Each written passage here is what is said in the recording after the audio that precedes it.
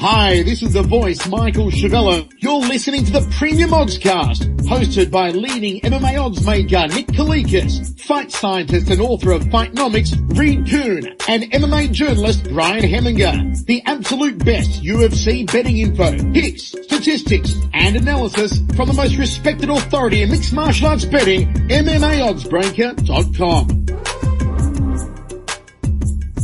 Welcome to the Premium Oddscast, presented by 5 Dimes. I'm Brian Hemminger, joined today by leading mixed martial arts oddsmaker Nick Kalikas to break down this Saturday's UFC 179 event, which takes place in Rio de Janeiro, Brazil. Now, if you're unfamiliar with our format, myself and Nick will be breaking down the fight card from top to bottom, providing extensive analysis and a pick for each fight after doing our film study for the event. Then, fight scientist Reed Kuhn will step in and offer his expansive numerical insight on all bouts with sufficient data. Today, Reed will be able to contribute on 4 total bouts. Now also pay attention to our MMAOddsBreaker staff picks article, which will tally our final official predictions in case we make any last minute changes based on weigh-ins or anything else that came out during the fight week. Now briefly looking back at our last event, the premium package bets for UFC Fight Night 53 and UFC Fight Night 54 combined went 2 and 3 to lose 3 units overall. We won a parlay that included Albert Tumenov with Olivier Aubin-Mercier, as well as a parlay with Rafael Assunção and Elias Theodorou. But we did lose our underdog bets on Scott Askham, Gusano Melatov, and Anthony Njokuani. We also lost a free bet, which included the Chavez to Hugov over 2.5 rounds with Pedro Munoz. Now back to the present. UFC 179 features 11 bouts in total and will be aired on pay-per-view, Fox Sports 1, and UFC Fight Pass. Let's dive right in. Kicking off the preliminary card is a lightweight matchup featuring veteran Fabricio Cimos, who is 14-8-1, taking on Tony Martin, who is 8-2. Now, Nick, where did you open this fight, and how's the public shifted things so far? Cimos opens as a slight favorite, minus 165. Martin plus 125 as the underdog. And so far, steady action, a little bit more on Martin coming in. The line has dropped. All lines, by the way, are from 5dimes.eu. And right now at 5 Dimes, Cimos is minus 115. The comeback on Martin's minus 105. I do kind of agree with the movement early on from the general action that this fight has been getting. Man, it's kind of tough though. I mean, Martin's cardio has let him down so bad, so far in his couple UFC fights. And that's a shame because he's a very talented, gifted fighter overall. I mean, I think the guy has some skill offensively on the feet. I think his wrestling base is very solid. He's got good jiu-jitsu to go along with it. So he's a very well-rounded fighter with a lot of potential. The problem with Tony Martin is his cardio and his conditioning. Just like I said, it lets him down so much that, I mean, he becomes very vulnerable. I mean, we saw that in his last fight. He was doing well early on against Dariush and then faded, by the end of round 1. He was pretty much done and then ended up losing, of course, in round 2. Cimos, on the other hand, he's been a pretty solid veteran for a long time now. The guy's definitely a talented grappler. His stand-up game's a little bit underrated. He's got a little bit of power and he's starting to get a little bit more confidence, a little better on the feet. So he's a pretty well-rounded fighter in his own right. But the problem with him, I think he just doesn't excel as much as you'd like to see somebody with that much potential in Cimos, meaning that he's just not really dominant anywhere. I mean, his submission game, if he gets your back or he gets in a position, he could definitely end the fight. But the problem is with being a BJJ practitioner like Cimos is, I mean, he's susceptible to getting subbed himself, which is a little scary. So this fight is going to be fairly competitive, especially if Tony Martin's cardio and conditioning lets him down again. Cimos could possibly pull this fight off, no doubt about it. But man, skill set to skill set, the younger, fresher fighter overall.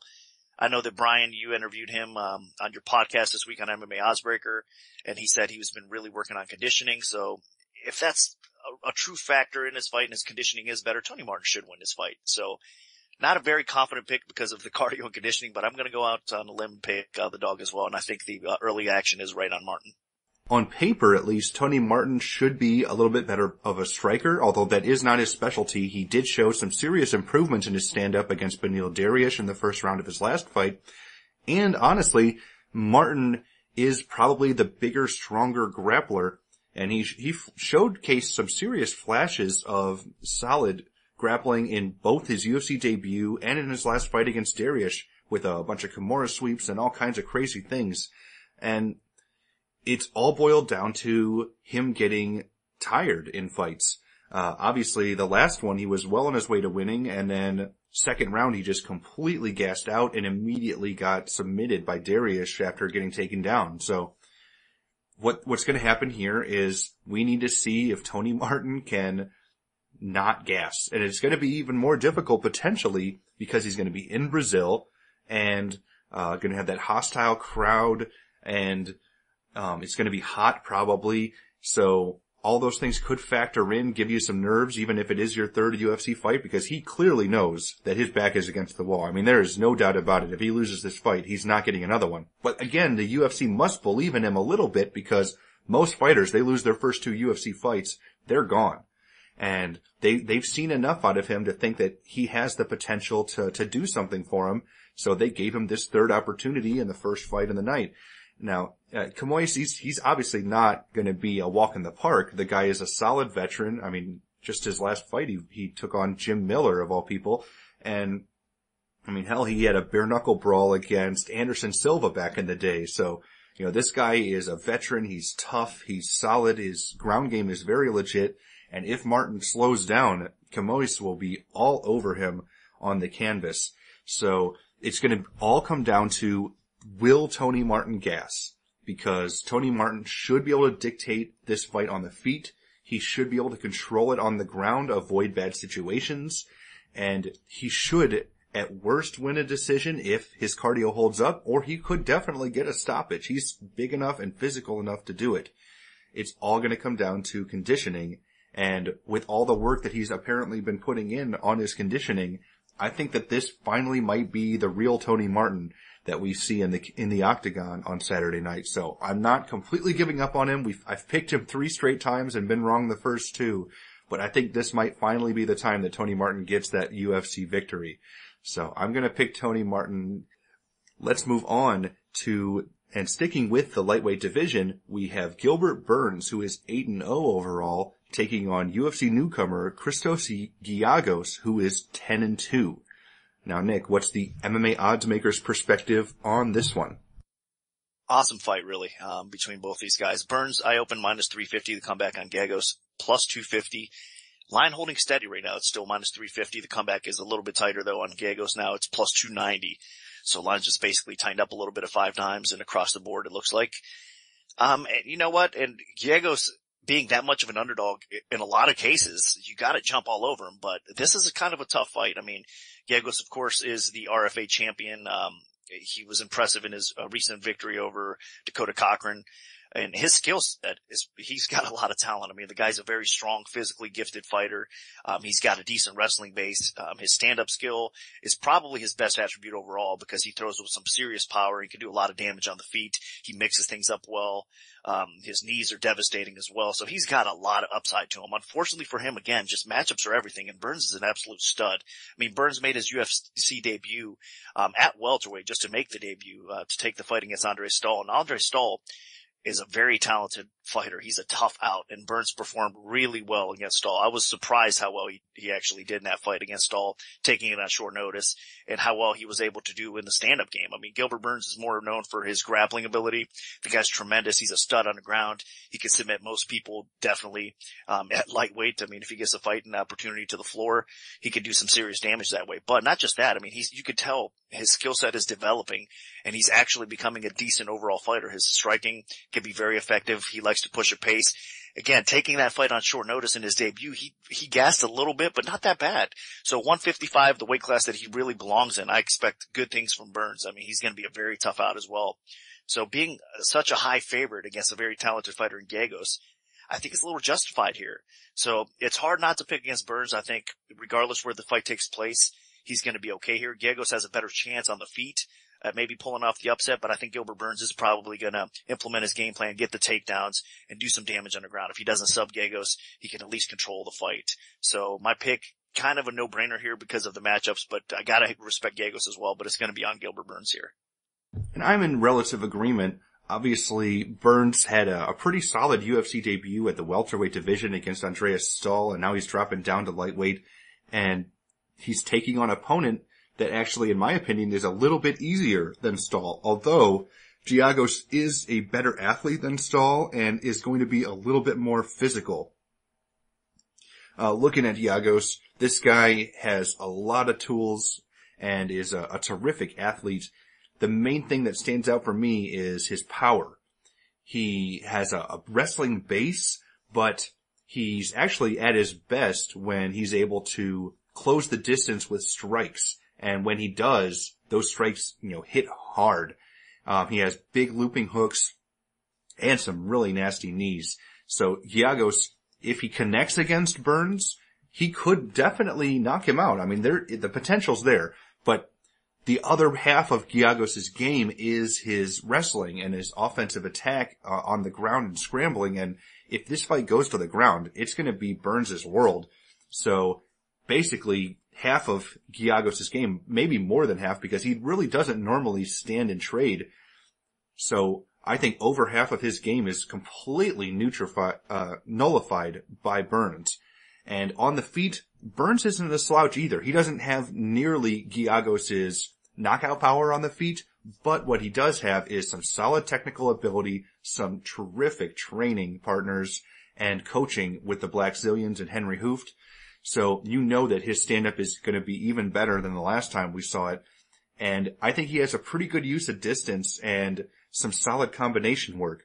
So he's going to be throwing out more volume on the feet, in my opinion, and so he'll be scoring more points. It's just, and his defense is a little bit better than Giagos's as well.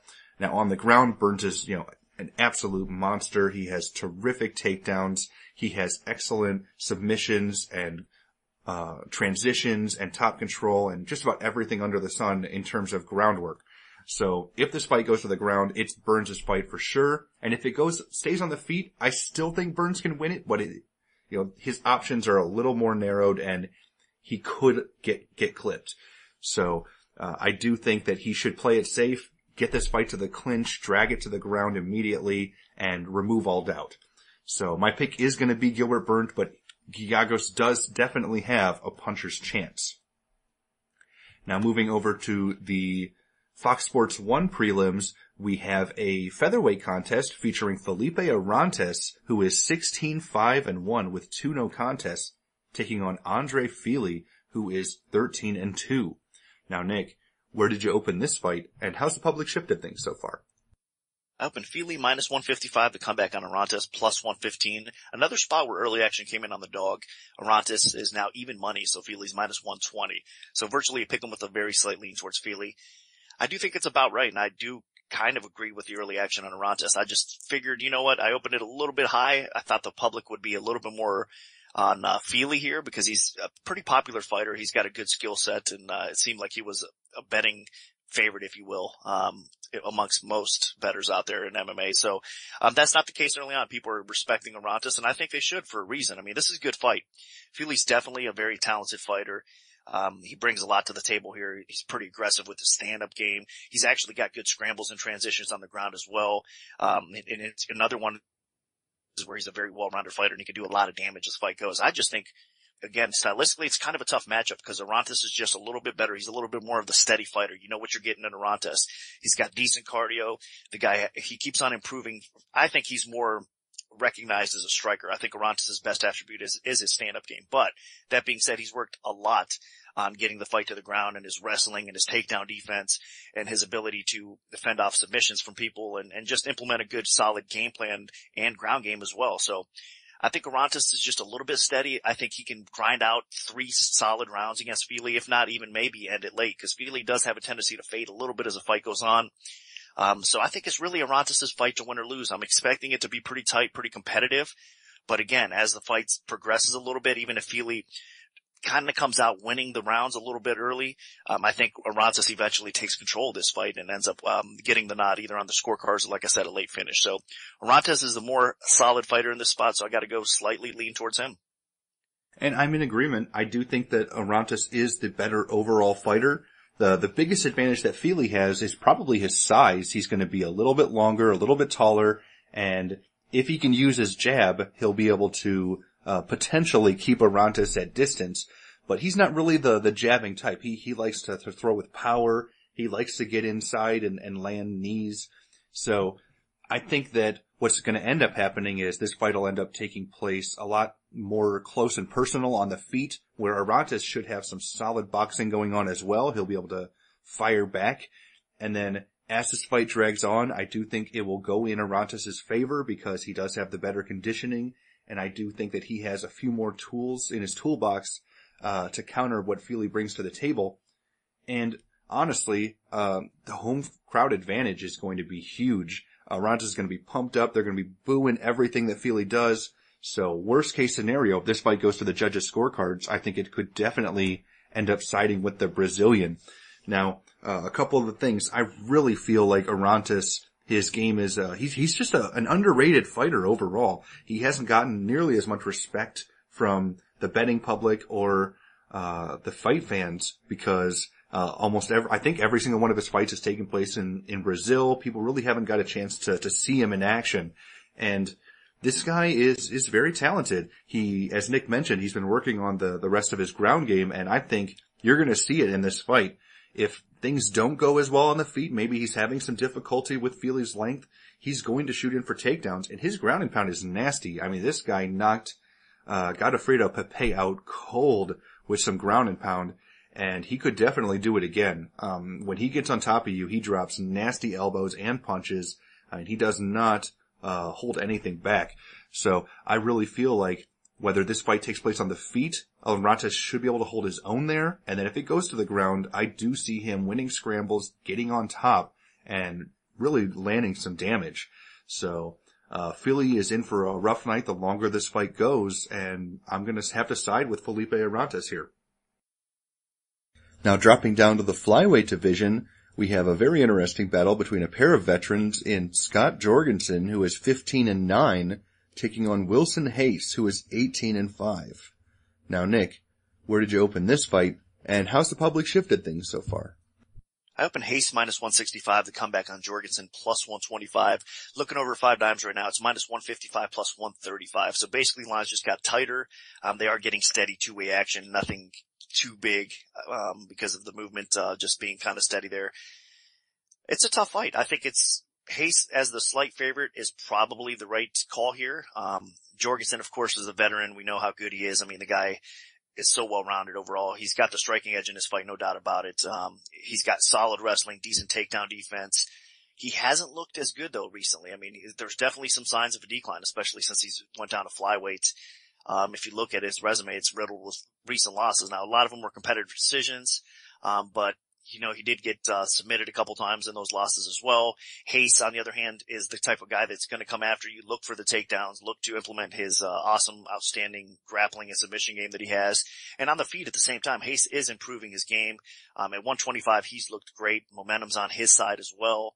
And his stand-up game isn't a huge threat, but it's a little bit underrated. And these guys at times can be both a little chinny. So this is an interesting fight for sure. I'm expecting a very competitive, close decision. I'm going to lean personally with Haste here again because I think he could probably grind out a close competitive decision. I don't know if he's going to have a lot of success with his takedowns, but he could still push a high enough pace. And he'll be all over, Jorgenson, honestly, that I think he could probably steal a decision here. Being in Brazil, it doesn't hurt, his chances at all. I think, like I said, even if it doesn't happen as often as we think, still the hometown crowd could sway the judges, I think, a little bit, in Haste's favorite as well. So I'm expecting a very competitive decision, and Haste should get the nod here. Yeah, and this fight might not even make it to a decision, honestly. Both of these guys, their chins are not very good. You look at, Scott Jorgenson, and he is just reeling overall. He is fading fast, in my opinion. He's getting hurt and rocked in every fight. And he looks like he is on a serious decline, like 1 or 2 fights away from retiring at this point. So I think that Wilson Haste has a little bit more momentum. He's much younger, and at flyweight, you know, he's really not going to be at a size disadvantage here. And where this fight is likely going to be taking place is it's going to be a mixture of on the feet, which Jorgenson might have a slight advantage with his offensive striking, but it could definitely go to the clinch. It could go to the ground. Both these guys have some good wrestling. And yeah, there's a lot going on there. So I really feel like what's going to come into play here is Wilson Haste is going to try to mix it up a little bit more, and Jorgenson's probably going to want to keep it on the feet because Haste does have some fantastic submission ability, and I feel like Haste is probably a little bit better than Jorgenson on the ground. So, I think that he's going to be a multi-threat here. And with all the great guys that Haste works with at Alliance, all the really solid wrestlers, he shouldn't have a whole lot to worry about with Jorgenson's wrestling. So, in this fight, I think, especially with the hometown advantage, I'm gonna slightly lean Haste. I think that he definitely does have the advantage here, so I'm gonna go with him. Now, Reed, what do the numbers tell us for this one? Well, it's interesting. I mean, you have a wrestler and a submission guy. And then when we look at the stats, what we see is one guy with all the advantages in striking, which is Jorgenson, and then Haste actually having far better wrestling stats. So, I think I have to agree with you guys. I think the edge here goes to Haste, because his takedown offense is very good. He attempts takedowns frequently because he does want to take people down to the mat, go for the submissions. He has a great ground control stat. And Jorgenson, his defense is basically average. And he doesn't attempt takedowns as often. So, it might be Haste being the one who initiates those takedowns and ends up in top control. Now, if Jorgenson can jump the gun or stay away, keep range, use his striking, he does have the better striking stats. He's much more accurate. He has 5 career knockdowns, good knockdown power. And Wilson Haste, his chin rating is actually one of the worst on the entire card. He's been dropped twice in not a lot of fight time. So, he does have a southpaw advantage, but he's been getting clipped, and when he throws strikes, he does not land them very often. He's probably throwing them more to set up the takedowns. So these guys look very different on paper. So it's hard to say which style, which piece of the puzzle here is going to end up dominating and winning. I think with Jorgenson, he either has to go on the offensive, in the grappling department and be willing to fight from guard and try to mix this fight up, use the striking to win, and then also throw in some takedowns because Wilson Haste's takedown defense is not good. Again, small sample size, but still. And Haste, on the other hand, he's going to be blasting forward trying to turn this into a submission fight. So, it's a super close fight, and I think the lines agree with that. It's hard to say. Haste certainly has a path to victory if he stays on the offense and gets this to the mat. Jorgenson also has a path to victory if he can keep it on the feet, point strike, and maybe throw in some takedowns. So it's hard to say. I'm not picking this one just because the sample on Wilson Haste is a little too small for my taste. These guys are very different, so it'll be interesting to see which element of this ends up becoming the most important. Now moving back up to the lightweight division, we have Jan Cabral, who is 11-1, taking on Naoyuki Kotani, who is 33-11-7 overall. Now, Nick, where did you open this fight, and how's the public shifted things so far? Cabral minus 555, the comeback on Kotani plus 365. And of course, action coming in on the favorite Cabral. He's now minus 650. The comeback on Kotani is plus 475. Hard not to agree with the early action, honestly. I mean, this is just stylistically a nightmare for Kotani. He's more known for his grappling, and he's fighting an outstanding grappling, fighter, obviously, in Cabral. So he's out of his element here. Cabral, regardless of where the fight takes place, actually, Cabral, even though he's more known for his grappling, is going to have an advantage. I mean, he's got some serious length on the feet over, Kotani.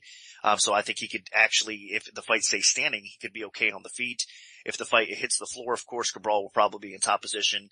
And even though Kotani is very, effective with his jiu-jitsu overall and his submission game, I think Cabral can definitely find a way to submit Kotani. If not, even though Cabral does tend to fade, which it bothers me a little bit against Cummings, he ended up fading. That's why he lost that fight.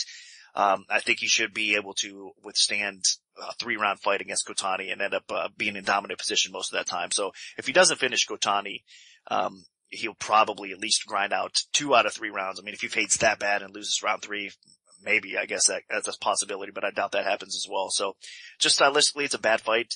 Kotani needs to get this fight to the floor and actually submit Cabral, and I don't see that happening. But that's what it basically comes down to. So Cabral, everybody's in the world's going to probably parlay him, and I understand why. I mean, the guy is definitely a guy that you can count on this time. You should be able to count on this time as far as parlay material goes. So Cabral is going to be my pick. And I'm in complete agreement. Honestly, I'm going to play devil's advocate for Cabral in his last fight. He was taking on Zach Cummings, a guy that's a massive welterweight, and Cabral is not a big welterweight, and he exerted a ton of energy in that first round, dragging him to the canvas, and he just didn't have anything left after that. So I think now that he's dropping down to lightweight, he's not going to have to spend nearly as much energy to get the takedowns, to get the fight to the canvas. It should affect his conditioning in a positive way, even though he is cutting more weight. And I honestly feel like Kotani is a matchup that is just perfect for him at this point. The perfect bounce back fight. The main reason I think this is because Kotani, while he is more of a submission-based fighter, Cabral is significantly better than him on the canvas, and Kotani's submissions are more antiquated, in my opinion. He goes for things that more people maybe would have been able to pull off in the early days of the UFC, the dark ages, and people just don't, unless your name is Huzamar Palhares, you're not going to be landing heel hooks in the octagon anymore. It just takes like a special type of body build to be able to pull that submission off. Everybody trains heel hook defense, like first day one. And it's just something that it's still in Kotani's, arsenal, and he just doesn't quite have the overall submission ability, in my opinion, that can overwhelm Cabral. Cabral is, probably not going to be great on the feet, but I don't expect this fight to stay on the feet that long. Honestly, Cabral, if he wants to win this fight, he should just drag it to the canvas where Norman Park just dominated Kotani on the ground, and Park doesn't have nearly the submission repertoire of Cabral. And I think Cabral is going to absolutely steamroll Kotani once this fight does hit the canvas. It doesn't matter what kind of heel hook or old school submission Kotani goes for, Cabral's going to be able to counter it, get on top, get a nasty dominant position, and then he should be able to win this fight however he wants on the canvas, whether it's ground and pound or submission. So I completely agree with the Jan Cabral pick. Now, moving up to the welterweight division, we have tough Brazil finalist William Marcario, who is 8-1, taking on former Ultimate Fighter veteran Neil Magny, who is 12-4. So, Nick, what's the MMA oddsmaker's perspective on this one? I opened Magny minus 215 to come back on Marcario plus 165, and Magny has been bet up a little bit now. He's minus 245 to come back on Marcario's plus 205. Not really that surprised that Magny got bet up. I was kind of expecting it a little bit. This is a tough fight, though. This is probably a tougher fight than most people think.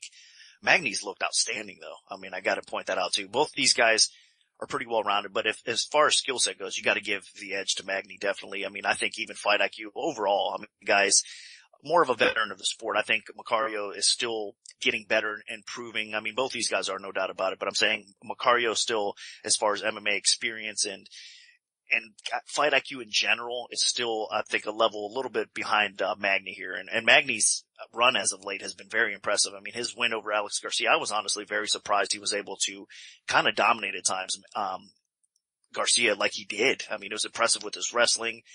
His stand-up game, of course, we all know that Magny can be very effective on the feet because he's so long. I mean, he's going to have a reach advantage over most people at welterweight for sure. He knows how to use it. He moves well, avoids big strikes in most cases. But it's going to be tough against Marcario because Marcario is one of these guys, again, I mean, even though he's a little bit behind Magny as far as experience goes, I think Marcario has a ton of power. I mean, he could be the more effective striker on the feet for sure. He's improving his overall game. His wrestling is getting decent enough where he can fend off most people's takedowns and keep the fight upright. And if he wants to get top position more times than not, he can do so. So that's a big upside to Marcario. And again, with his power on the feet, I mean, we saw Magny hasn't been officially knocked out in his career, but on Ultimate Fighter, he was obviously knocked out by Ricci there. And I think Marcario has that kind of power, and he can maybe possibly land something and be that effective against Magny as well. But you kind of can't depend on that really in this spot. I think that Marcario, his conditioning has been kind of suspect at times as well. And if he tends to fade in this fight, Magny's going to really take control. Magny does have a cardio advantage over most people as well. I mean, his cardio is legit, so he can kind of edge that fight out this way. So regardless of where the fight takes place, I think Magny's going to be okay. But I think he does need to kind of clinch up with Marcario and try to drag this fight to the floor, especially in round 2, round 3. Because if he just stands up and bangs with Marcario, he could be in some trouble. Because Marcario, I think, will have, even though he's going to have a reach disadvantage, I think pure striking advantage is going to be there for him. And again, with the knockout power that he does have, it's going to be dangerous for Magny. So I think it's kind of a dog or pass situation, honestly. I don't agree with the overall general action that's been coming in on Magny here in this spot. I think if you're going to bet this fight, it's dog or pass. So my official pick is going to be Magny because, again, he's just slightly ahead of Marcario at this time. But with Marcario's improvement, it's going to be interesting to see if he can pull this one off because I'm not counting him exactly out here. But my official pick is going to be Magny. And I agree, this fight is relatively close, but again, you gotta go with Magny. The main reason being, this guy is on a huge streak right now, 4 wins, all in 2014. He's like the Donald Cerrone of the welterweight division. And honestly, this fight to me feels like a slight step down. He just beat Alex Garcia, a really hyped up prospect, a guy with a ton of power out of TriStar.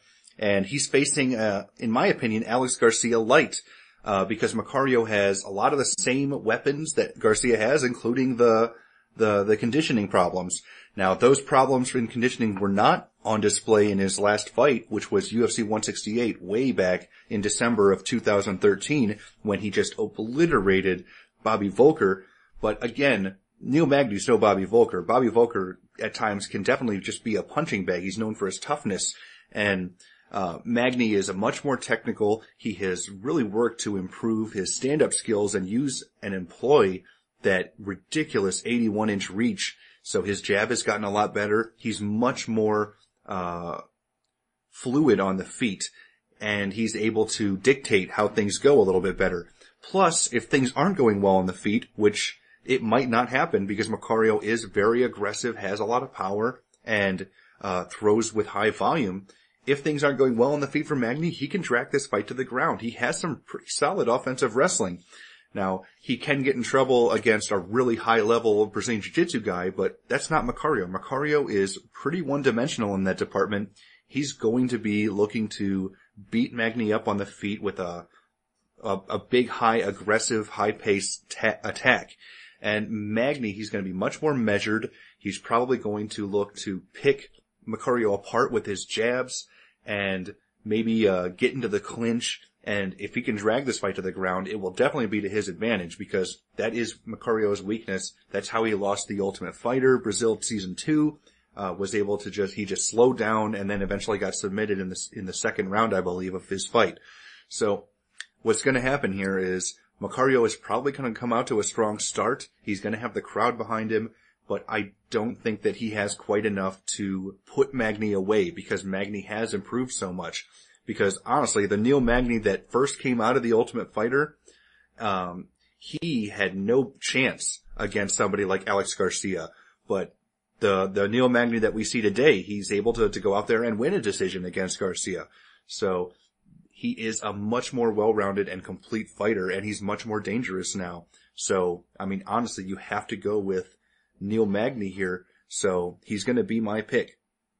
Now, kicking off the UFC 179 main card is a lightweight bout featuring Carlos Diego Ferrera, who is 11-0, taking on Beneil Dariush, who is 8-1. Now, Nick, where did you open this fight, and how's the public shifted things so far? I opened Ferrera minus 260 to come back in Dariush plus 180, and since that time, the line actually dropped early on. Dariush was getting a lot of action, and Ferrera I believe was down to about $1.70, $1.75 or so, maybe even lower at one point. But right now at 5 dimes, Ferrera's back up to minus 210. The comeback on Dariush is plus 175. So two-way action overall in this fight. Yeah, this is an interesting fight. I mean, I realize people are going to look at the common opponent, and Dariush, his loss to Nijam, and then obviously Ferrera just went through Nijam pretty impressively, I should say.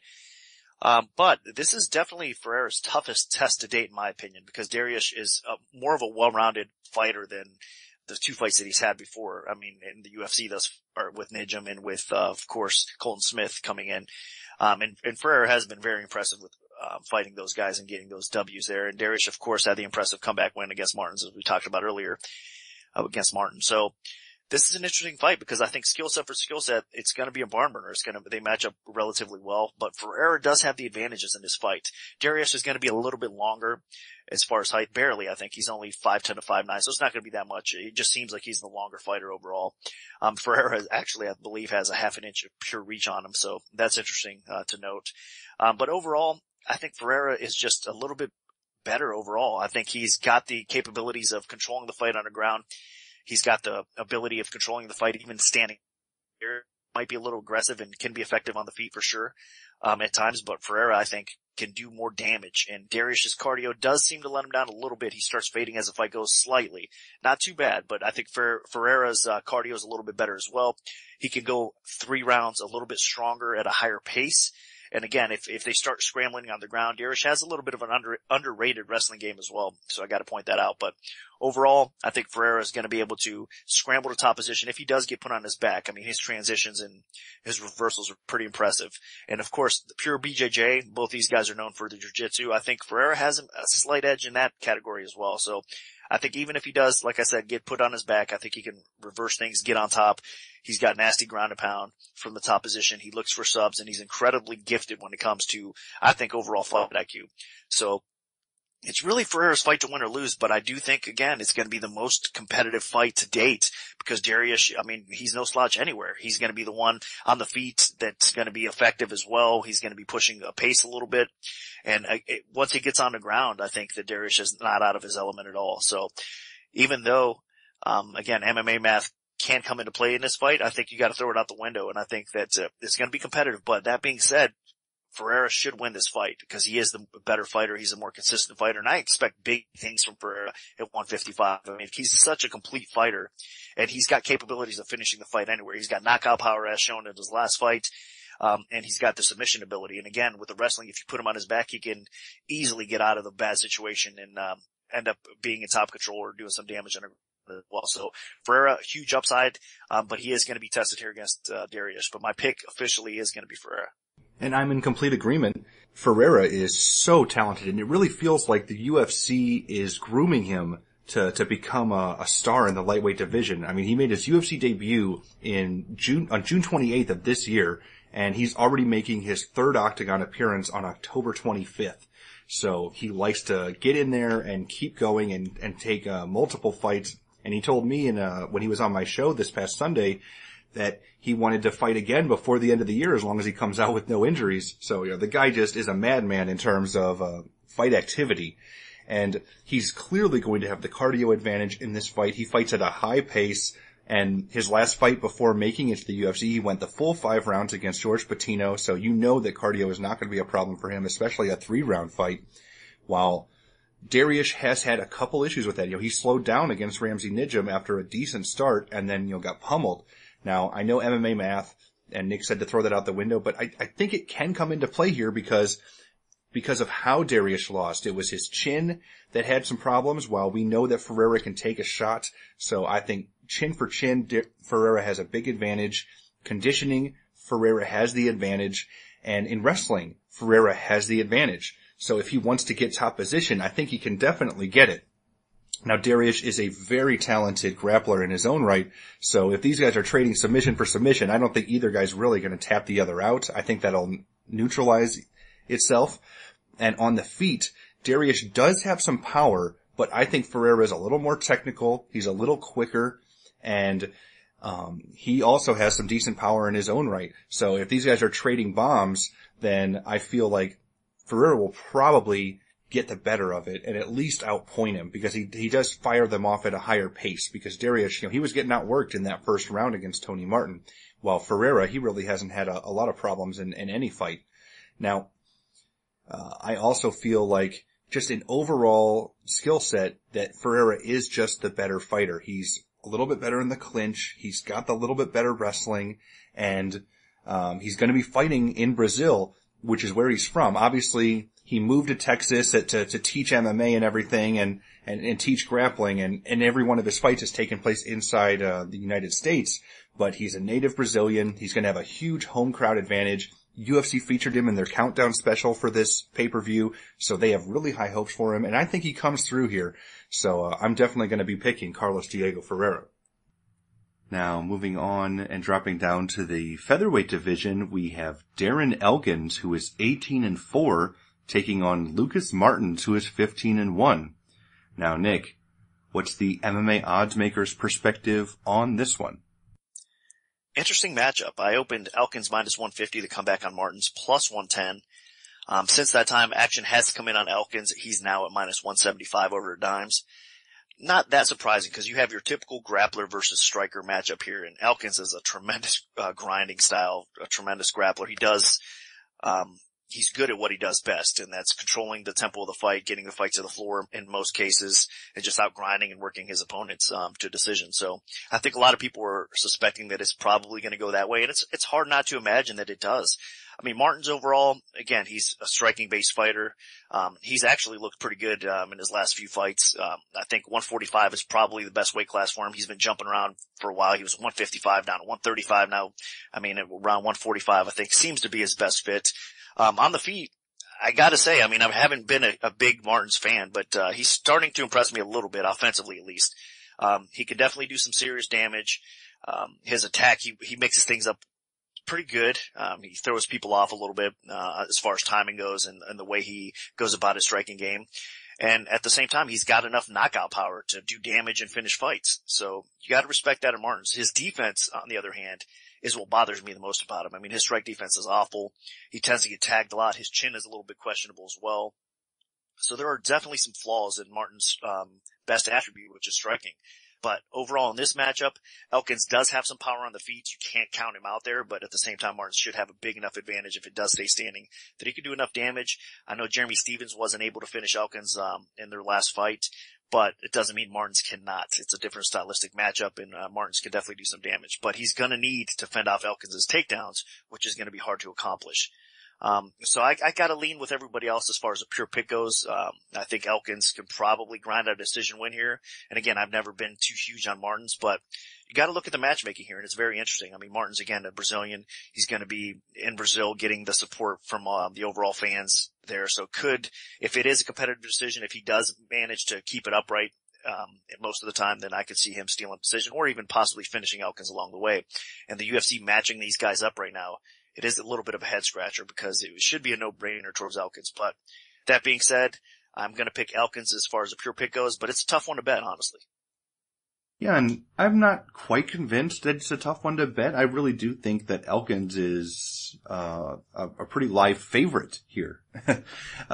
Looking at the fight, obviously, Martins should have the striking edge on the feet. You know, he is a little more dynamic. He can throw kicks. His technique is much better on the feet. But, man, Elkins is improving on the feet. He can hold his own against most people. You know, he did have the stand-up knockout against Antonio Carvalho. But, where this fight is really going to be most likely taking place is the ground. And that's because Elkins is all about the offensive wrestling. He looks for takedowns early and often, and when he gets them, he just grinds you out, wears you down, and usually wins a decision. So, in my opinion, I think it's only a matter of time before Elkins ducks a big punch or catches a kick and shoots in and takes Martins down and just starts beating away on him.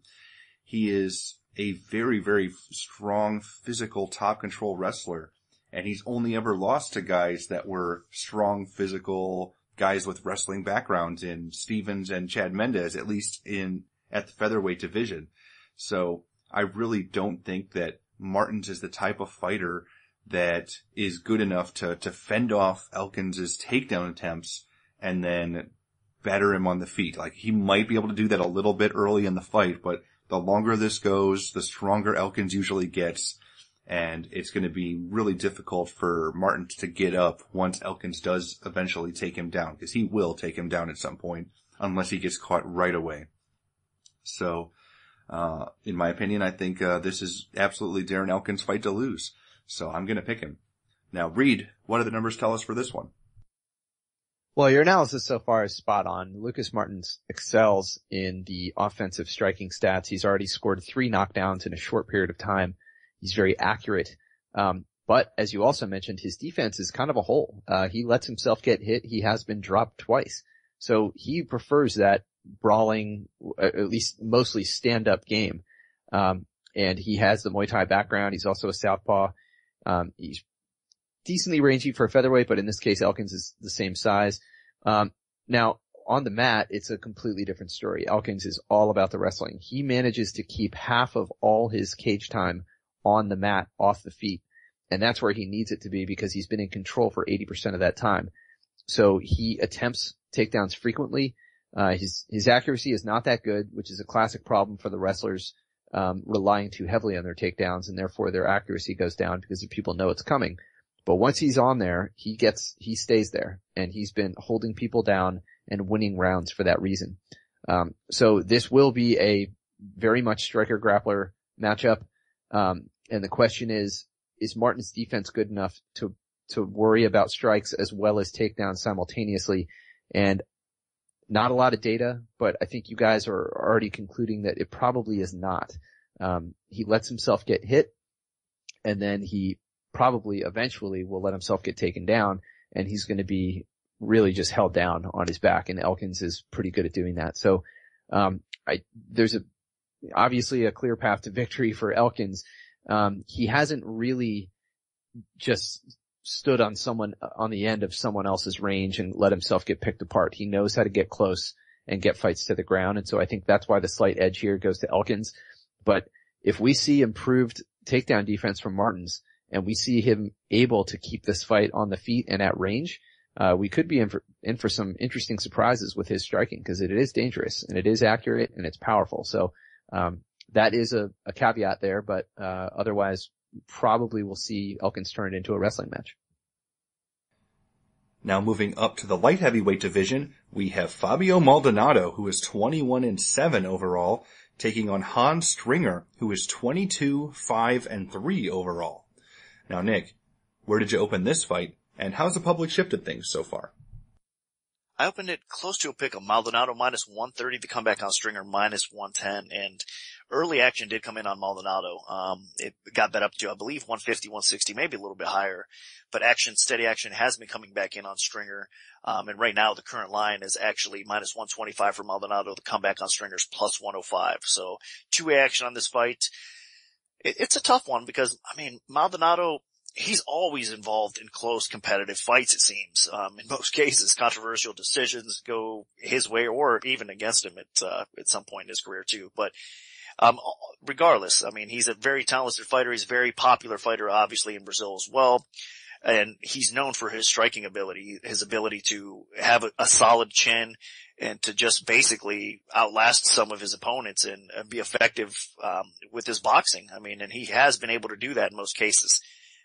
But that loss against Stipe really bothers me. I know that Stipe is a heavyweight and, going up against a light heavyweight, of course, Stipe had the power advantage, and it's not too surprising that Stipe knocked him out. But the way he did it surprised me a little bit. Maldonado went down fast, and he could be at that spot, I'm afraid, in his career. Maldonado's been in quite a few fights along the way, and he could be finally getting that spot where he's kind of faded and his chin, it goes from being a relatively solid chin and one of his best attributes to being highly questionable at this point. So that bothers me about Maldonado. We'll have to see how he fight and how he performs, because Stringer is a little bit underrated. I know he doesn't typically get a lot of respect from the hardcore MMA fans, but he's pretty solid. He's got a well-rounded skill set in his own right. He's got knockout power on the feet. He's got a submission game. He's capable of getting the fight to the floor in most cases as well, implementing that, even doing some ground and pound. His fight IQ is fairly decent overall, and he trains with a good camp in the Black Zillion camp. So Stringer has a bit of an upside to him. I know he tends to fade a little bit as the fight goes on, but it's not that bad compared to some of the other fights like John Vellante that Maldonado recently faced. Stringer's not going to wear out that bad. So I think Stringer could possibly be a live dog in this spot. I think that, especially coming off that knockout loss that Maldonado just recently had, like I said, I'm just not sure where he's at this point of his career. And given the fact that most of his fights are competitive, I think Stringer could be more than competitive against Maldonado, possibly pulling off the decision or even finishing Maldonado if his chin is in that decline spot finally and it does catch up to him. I think Stringer's more than capable of finishing him on the feet. he's more than capable of grinding out a decision win against Maldonado as well. So my official pick is going to be the underdog here. I think that I'm going to kind of fade Maldonado at this spot. Because I think Stringer has a little bit more of an upside to him. He's a younger, fresher fighter overall. He continues to improve his overall skill set. He's gonna have a little bit more momentum coming into this fight. And I think he's gonna probably come away with a very close, hard-fought victory here. Hans Stringer has a little bit more to offer than Fabio Maldonado. Now, Maldonado, he's known for his boxing, his chin, his body shots, but if you really take a close look at the way he performs, the body shots really aren't nearly as impressive as people make him out to be. He hasn't really ever dropped anybody with a body shot. He does throw him a lot, and his boxing isn't that great. He doesn't have a lot of power. I don't think he's that impressive of a fighter, and it showed in his last fight, obviously at heavyweight, but Stipe Miocic made such easy work of him. It put into question everything that we know about him. Because Fabio Maldonado is a fighter that is legendary for the amount of punishment he's taken. And we've seen time and time again these legendary chins of fighters that have absorbed a ton of punishment. At one moment, they eventually just go over this precipice and they start getting knocked out all the time. You saw it with Chuck Liddell. You saw it with Chris Lieben. You saw it with Wanderlei Silva. And we might be seeing it with Fabio Maldonado. Now, Hans Stringer does pack some decent power, and he could potentially crack Maldonado. I'm not guaranteeing that, but the possibility is now there. And if you watched Hans Stringer's UFC debut against Francimar Barroso, he had to hold back a lot of his arsenal because Barroso was very good on the ground. He didn't really want to pursue a lot of takedowns, and Barroso had some decent takedowns of his own right, and he didn't want to throw a lot of kicks.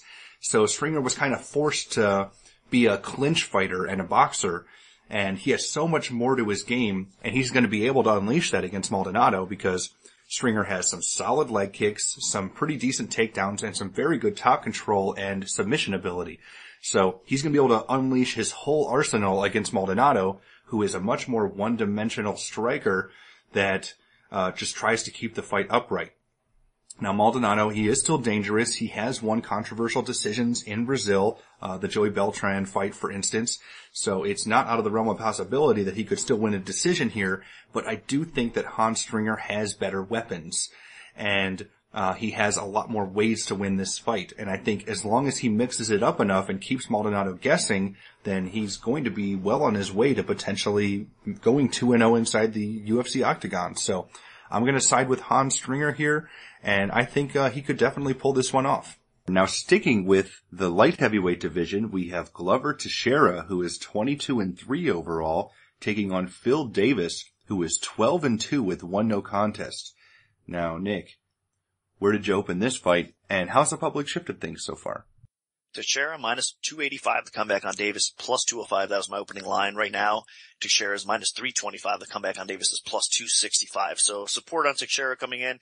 Not really that surprised. The way these guys match up again, that's basically what it's all about. And I think, based on their last performances, Davis struggled against Anthony Johnson, to say the least. I mean, he got dominated in that fight against Anthony Johnson. Teixeira coming off that, somewhat surprising, loss to John Jones, and I'm saying that because I honestly didn't think the fight would end up going the distance there in that fight. But Teixeira showed a lot of heart. He did get physically beat in that fight. He got beat down, actually. That's a little scary, actually. Now that I mentioned that, I should probably get right to that. There's always a little bit of a letdown spot. When a guy, I think, climbs towards a title shot and gets that title shot and then ends up losing, I think there's a little bit of concern there because, man, I mean, he made it to the top of the game. He got his shot at the title. How much motivation does he have left? And he did take a beating in that fight against John Jones. So that's kind of a question mark in my eyes, honestly. And it makes it a little bit tricky and tough to bet, especially lay the juice on somebody like Glover in this spot over Phil Davis.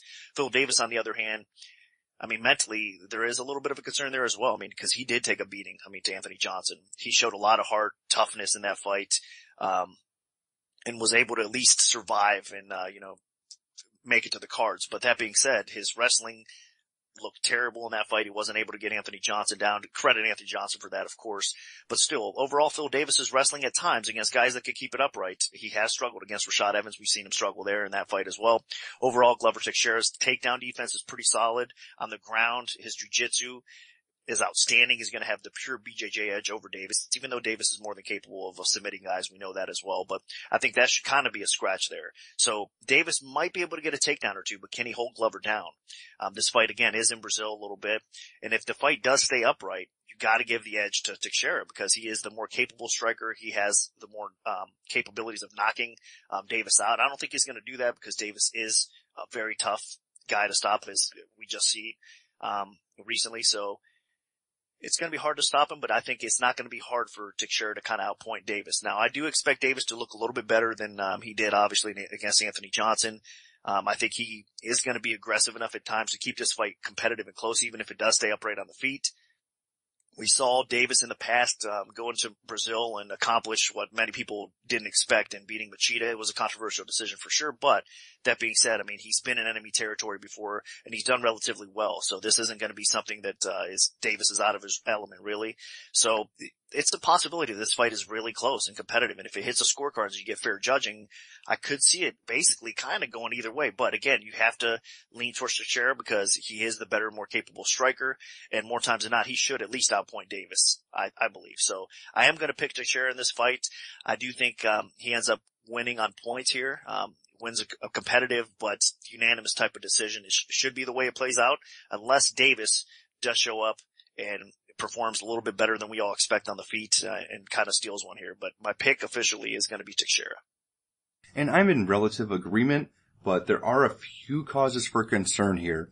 One is I think people are really starting to completely bag on Phil Davis for one terrible performance. Yeah, granted, he looked really bad against Anthony Johnson, but he looked really good in every other fight he's had in the UFC, except maybe the Rashad Evans fight. So that's just the type of stylistic matchup that isn't very good for him overall.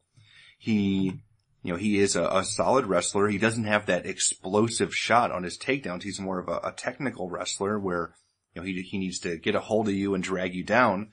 But when he does get on top of you, he is a very dangerous fighter. He has good top control. He has excellent submissions, and he's got improving ground and pound.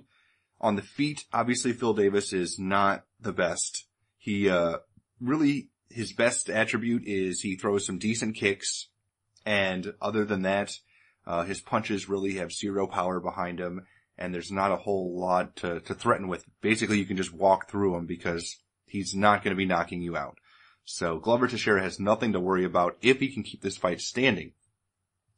But who knows? We really haven't seen Glover in a fight where he is facing a guy that is going to be trying to take him down. So, even though he fought guys like Ryan Bader and John Jones, they didn't take him down a lot or even really attempt it. So I really feel like in this fight, it's going to be very interesting to see what happens when Phil Davis is really working for that takedown, because there's no way he could have improved his stand-up enough since his last fight against Anthony Johnson that he'll be competitive on the feet with Glover. And honestly, I think that what's going to happen here is Glover will probably win at least 2 rounds, and maybe Phil Davis gets a takedown as this fight wears on and the pace slows a little bit. But it's going to be a tough time for Phil Davis if he cannot drag this fight to the ground, if he can't get to the clinch. Like, he just needs to close the distance. And he did get a little bit exposed against Anthony Johnson, but again, Glover and Anthony Johnson are not the same fighter, and people need to know that. So, that's going to give Phil Davis a little bit of a better chance, because we really haven't seen a lot of takedown defense from Glover. And both these guys are coming off of a loss. So it's not like Glover has a lot of momentum again. And so I think that Phil might be a little bit more of a live dog than he's getting credit for, but I am going to pick Glover at this point. He is the favorite for a reason. He is the more well-rounded fighter, and he probably walks away with a decision here. So Glover's going to be my pick. Now, Reed, what do the numbers tell us for this one? Well, they do say that Teixeira is the more dangerous guy, and I think everybody can agree on that. But Phil Davis has very good defense, and the thing about his game is that even though he doesn't mount much of an offense on his feet, he uses a lot of volume and he keeps a lot of range, and he makes it difficult usually for people to hit him. Now, Rumble Johnson had great takedown defense and has such powerful threatening striking that it really caused a lot of problems for Phil Davis in his last fight. Teixeira has average striking accuracy. He has slightly above average power, and he has bad defense, actually. He lets himself get hit a lot, and he doesn't really keep up with his opponents in terms of pace. So fatigue is also an issue for Teixeira in terms of slowing down. So I do see some openings for an upset here. It's hard to call straight up because Phil Davis is probably not going to be able to finish this fight. He's not going to win it purely on his feet. The way to victory for Phil Davis is throwing volume on his feet, staying out of trouble, keeping range, but using all of that to set up the eventual takedown. Even if he can't, dominate on the mat, he's got to get Teixeira on his back to cement those rounds, enough rounds to win the fight. And that was his game plan against another dangerous striker with good jiu-jitsu in Lyoto Machida. And he did that in Brazil. So controversial decision, but that's how Phil Davis had to win that fight. And he did it. So I see potential here for the same thing. And I think, Davis he's going to be the bigger, younger, more athletic, stronger guy. Teixeira is skilled. There's no doubt about that. But I'm not sure he's going to be able to keep up with Davis and find a way to land that knockout blow. Both these guys are extremely tough. I think the safest bet here is probably that this goes the distance, but I also do see a little bit of potential for the upset, so it'll be interesting to see where the lines end up. All right, excellent. Thanks, Reed. Now moving on to the main event of the evening, we have a featherweight title fight between champion Jose Aldo, who is 24-1, taking on number one contender Chad Mendes, who is 16-1. Now, Nick, what's the MMA oddsmaker's perspective on this one? Aldo opens minus 190 to come back on Mendes plus 150. This line went crazy. I mean, it was up to 4, almost 5-1 at some point. Now it's back down to minus 230, so slightly higher than I opened it. The comeback on Mendes is plus 190. Interesting fight. Of course, these guys fought before. We know the result was Aldo by KO, TKO. Of course, and there was a pretty impressive performance, short performance. Surprising that it honestly ended that quick. In their last fight. But that being said, both of these guys have definitely had some fights and have improved their overall game and had some tough competition along the way, since that time. And I think that this is kind of going to be a different fight. I don't expect Mendes to go out there and get beat, as quickly as he did last time. At least finished in round 1. It's a possibility, of course, because Aldo is that type of explosive, dynamic striker. I mean, if you look at his resume, he's faced nothing but top-notch competition, obviously being the UFC featherweight champion, and he's just basically manhandled everybody. He's had a little bit of a letdown as far as, I guess more people tend to believe he should finish more fights. Recently he's been winning, it seems like most of his fights by decision, which is a little bit surprising considering how explosive and dynamic his striking can be. But the guy has good takedown defense. He typically outpoints his opponents easily in most cases. And I mean, he's the champion, undefeated for a reason in the UFC. So that being said, Mendes definitely has a chip on his shoulder. When he first fought, Aldo, everybody basically said, okay, Mendes is going to have to get the fight to the ground. That's the only way he's going to win the fight. Now I believe a little bit of respect is coming in on Mendes' actual striking. I mean, he's finished several fighters, I believe 4 or 5 fighters since, the last time they met. He's won by KO, and he's faced some decent competition along the way.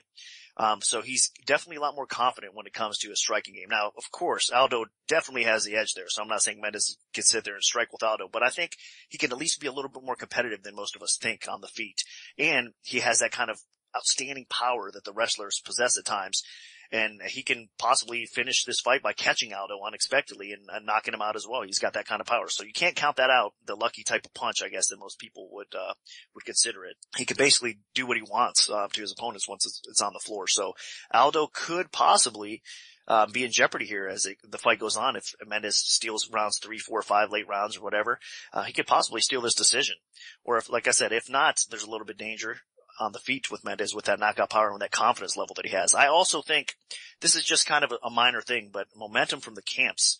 I mean, obviously the guys in crew over at Nova União, have had some difficulties recently. Cabral losing, which was a huge upset. Dantas losing in Bellator, which was another decent upset there. And mentally, and as far as alpha male crew goes, I mean, they're definitely at the top of their game because obviously Dillashaw winning the title from Barao, it's brought a little bit of confidence to the entire camp. And I know Mendes doesn't want to be, without the belt here. I think he obviously, if that makes any sense, I know, but I mean, he's going to give him even more motivation seeing one of his teammates, get the gold. And now I think it's just going to bring him up another level mentally as well. So as far as momentum goes, the Alpha Male crew definitely has the edge here. I think Mendes believes that he can win this fight. He's got the confidence and the mentality to do so, but it's still hard to pick against the man. I mean, Jose Aldo, he should be able to maintain the fight upright in most cases and probably at least outpoint Mendes to a decision win, if not get another spectacular type of finish. So hard to go against it, but I think at the current price, there still might be some value on Mendes. If those of you that snatched close to plus 300 out there, as this fight was going kind of crazy there early on, I think that was great value. But now, as you're getting down to plus 190, I still think there is some value left in there. I think this fight's going to probably close under 2-1, maybe a little bit even closer than I opened it originally. So I think we will see some decent action come in on Mendes eventually, and I think at the current price there could be some value. I'm going to officially pick Aldo because, man, it's hard again. Pick against the guy, it's even hard to bet against the guy, but the kryptonite for Aldo is a guy I think like Mendes, a guy that can strike, a guy that can definitely outpoint him as far as getting takedowns and grind him out possibly as the fight goes. So this is an interesting matchup, and I wouldn't necessarily lay the juice on Jose Aldo in this spot, even though he's the man. So my official pick is going to be Jose Aldo, but Mendes could definitely be a live dog here. And I'm in agreement. I think that while I'm probably going to pick Aldo here, I feel like this is a much closer fight than people are giving it credit for, mainly because of the last time they met. Obviously, the last time, first round finish for Mendes, it didn't end well for him at all, but he just wasn't ready for that type of fight at that point in his career. You know, he was more of a one-dimensional fighter back then. He was a wrestler that didn't have a lot of striking ability, didn't have any finishing ability whatsoever, and didn't have that confidence that he could hang with the best in the world yet. And then he went into Brazil, super hostile territory, had to deal with some blatant cheating, honestly, from Aldo, you know, some serious fence grabs, at least 2 or 3 of them. One set up the finish when he grabbed the fence to turn and throw the knee to end it. So as long as the refs are keeping an eye on that kind of stuff, I think that Mendes is going to be in a much better situation here. And obviously Mendes is a completely different fighter since the last time they fought. He has won all the last 5 of his fights, I believe, by using his stand-up. He had 4 straight knockouts, including a very impressive knockout of Clay Guida, the first time he'd ever been stopped by strikes. So this isn't just him beating up a bunch of scrubs. He has serious knockout power, and he's learning to use it very well. Now, as long as he goes in there healthy and not sick, then I think that he has a serious chance, as Nick mentioned, that wrestling style, the combination style where he can mix it up is to Mendes' advantage. I think Mendes will be the more conditioned fighter as long as he's not sick. He was sick against Nick Lenz and he ended up losing the 3rd round there. But I think overall, when he's healthy, he should have the better conditioning than Aldo. Aldo just has this horrible habit of fading in the 5th round and just completely giving it away. And maybe he can get away with that against guys like Mark Hominick and Ricardo Lamas, but against Chad Mendes, if he fades and just slows down, he is going to get pummeled by Chad Mendes, even if it's the 5th round. The alpha male guys can go hard, and as you've seen with TJ Dillashaw, you know, those fighters can get a finish late in the fight. So I really think that Mendes has a chance. Now, obviously, Aldo is one of the best fighters in the world for a reason. His striking is phenomenal. His leg kicks are devastating. And if he can get those going early, that can do some serious damage to Mendes and slow him down drastically. And one of the things that Aldo does the best, in my opinion, is actually his striking defense. He has these very subtle head movements. And those are my favorite types of striking defense, are the guys that barely have to move their head whatsoever, and they can skillfully dodge big strikes from their opponents. So it's a great energy conservation move while also, you know, obviously avoiding damage. So Aldo does a lot of things very right, but I do think his ground game is severely overrated. People keep hyping him up about how good his submission skills are. We've never seen it inside the octagon. Every time he's been put on his back, especially late in a fight, he has not been able to get up. So if Mendes can really keep the pressure on Aldo and wear him down, I can see him eventually potentially dethroning him as this fight wears on. But overall, I think that it's going to be difficult, and Aldo was going to win the first few rounds, and Mendes might need a late finish, because I can see Aldo outpointing Mendes on the feet, and especially if Mendes is overconfident because of his recent success on the feet, because he has not been facing fighters even close to the skill level of Aldo in terms of striking ability. And if he comes in there winging haymakers, trying to knock Aldo out, this fight could end even quicker than the last one. So it's really going to come down to the game plan of Mendes, and if Aldo can get off to a strong enough start where Mendes is going to need a finish late in the fight. So I'm going to slightly lean Aldo, but I think this fight is closer than the odds indicate. It's practically a pick'em for me, but I'm going to side with the champ, at least for now. So Reed, what do the numbers tell us for this one? Well, I agree with you, and I think the numbers agree with you as well. When you match these guys up on paper now, they're actually very, very similar in terms of even their striking statistics as well as their grappling stats. Now that was not the case when they first fought 3 years ago. Chad Mendes was definitely a wrestler first and not yet of a striker, but he has improved his game there, as have all the alpha male guys. They've improved their striking, and he's been knocking people out, and he's shown that he has a lot of power. And when you combine those two things together, just like in football, you need a strong rushing game to open up the pass. That's what Chad Mendes is doing with putting some heat behind his hands, making people worry about that. Now the takedown should come easier. And that is really the key to this matchup. If he can threaten at least, or at least be more competent with his hands, then those takedowns will come earlier. He was 0 for 7 in their first fight. He landed only one head strike. Strangely enough, Mendes actually landed way more leg kicks than Jose Aldo, and he actually outstruck Jose Aldo mainly because of those leg kicks. I think he landed 11 of them. But I don't think that'll be the focus here. I think he wants to threaten with his hands and then just grind Jose Aldo down. Other guys have done it before. Edgar, Hominick, people have won rounds off Aldo late. And that hasn't been enough because they were always working off of a deficit in the early rounds. If Mendes can steal one of those early rounds, either with his wrestling or just making it a close round, on the feet, then this is definitely a winnable fight for him. The question is, how much has his striking really improved? Not necessarily going up against maybe some of these other guys that were more open to striking attacks. I mean, knocking out Cody McKenzie is a different animal from going in with Jose Aldo for sure. But Chad Mendes has been focused on that. He is strong. He has been landing very accurately. He will be at a range disadvantage. 4 inches is significant. Jose Aldo does, use his pace a little bit better and control the fight when it's on its feet, has a little bit better defense, but not much. These guys are actually very similar in that department. So really the biggest difference here is on the mat, and Mendes does have an advantage if he can get it there. So the question is, will he get it there, and when? If so, how often can he do it early? And that, if he can, this is a winnable fight for him. So I do see upset potential. This is another fight where, depending on where the lines end up, there could be some good value there. But this is a really compelling main event for a lot of reasons. Aldo being the longest reigning champ, the last Brazilian champ, Mendes having a chance to steal a second title from the other team and bring it back to Sacramento, to Team Alpha Male. So many reasons why this is a great matchup. I think it probably makes up for some of the deficit in name power on the rest of this card.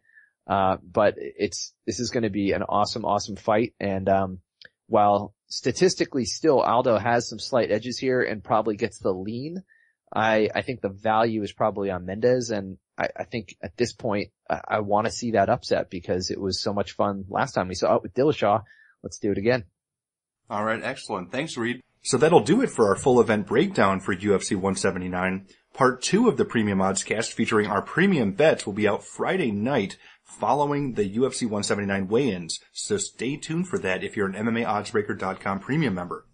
Now, if we have a free play to give out, make sure to follow at Premium Oddscast or at MMAOB_premium on Twitter because that's where we'll post them first. We can also notify you of our free bets via email if you prefer that method. Just send an email to picks@MMAOddsBreaker.com and we'll add you to our free bet mailing list. Also, feel free to like our Premium Oddscast Facebook page. We post articles, show announcements, and plenty of other information there so you can stay up to date on everything from us if you're interested. Special thanks to our sponsor, 5 Dimes. Good luck, everyone, and hopefully the betting gods are on your side this week.